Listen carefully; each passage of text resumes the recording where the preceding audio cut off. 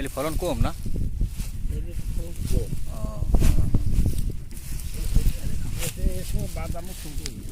বাদামও ছোট হয়েছে না? দেখুন কীভাবে আসলে গাছের শিকড়ে বাদাম ধরে আছে। এই বাদামটা মূলত মাটির নিচে হয়।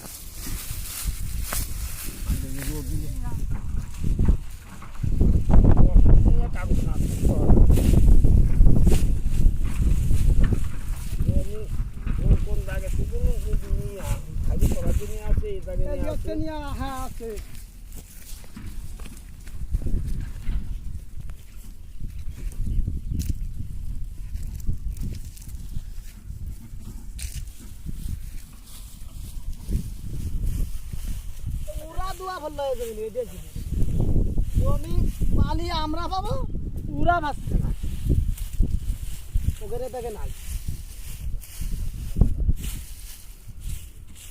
এই যে আমি খুশি বলিলে আমাকে গরম আছে।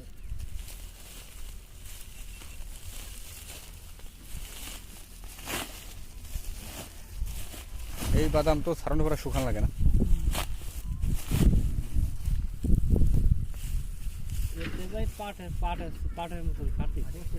খাটনি ওকে ভাই, কিন্তু পাট আছে আপনার টাকা তো ভালো আছে।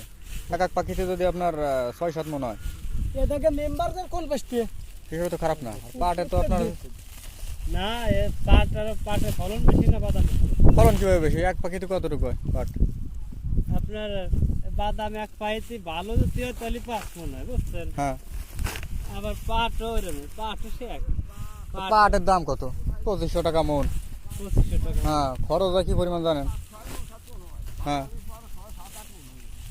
এত খরচ কম। খরচ কম না? খরচ কম কিন্তু বেসনে মেরে দেয়। তাই 1 কেজি বেসন 250 টাকা দাম, তাই। এক কানি বই চড়ছি 150 টাকা।